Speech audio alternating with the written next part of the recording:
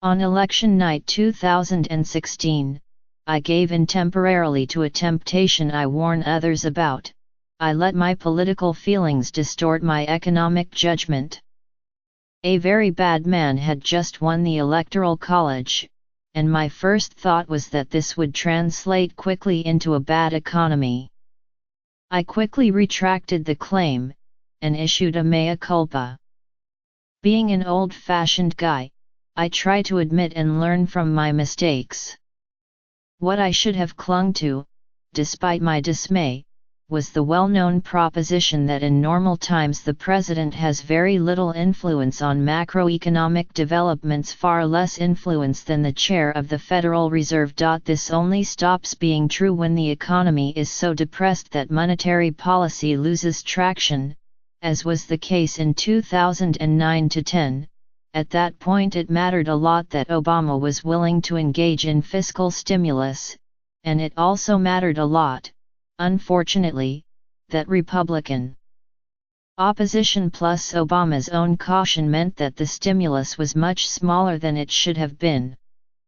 By 2016, however, the aftershocks of the financial crisis had faded away to the point that the usual rules once again applied. Indeed, if we could find an economist who didn't know that there was an election in 2016, and showed her the economic data for the past couple of years, she would have no clue that something drastic happened. For that matter, economic developments in the US during Trump's first year were remarkably similar to developments in other advanced countries.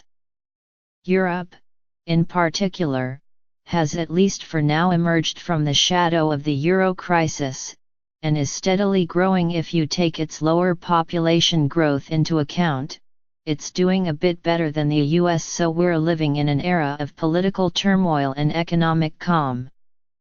Can it last? My answer is that it probably can't, because the return to normalcy is fragile. Sooner or later, something will go wrong, and we're very poorly placed to respond when it does. But I can't tell you what that something will be, or when it will happen. The key point is that while the major advanced economies are currently doing more or less okay, they're doing so thanks to very low interest rates by historical standards. That's not a critique of central bankers. All indications are that for whatever reason, probably low population growth and weak productivity performance, our economies need those low rates to achieve anything like full employment.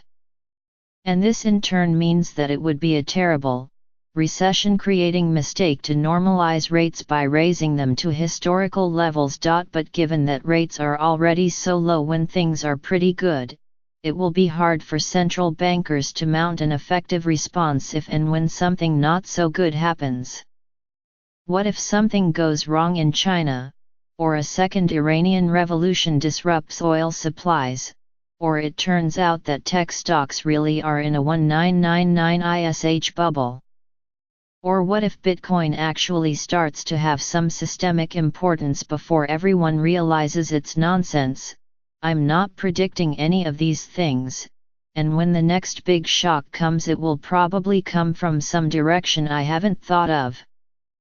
But when it does come, we'll need an effective, coherent response from officials beyond the world of central banking. So imagine such an event happening soon.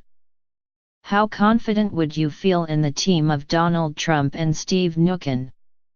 How much leadership could a weakened Angela Merkel exert in a fragmented Europe? You might have thought that such concerns would weigh on markets even now. But for whatever reason, investors are currently in what me worry mode. And let's hope that they're right, that by the time stuff happens, we'll actually have non-delusional people in charge.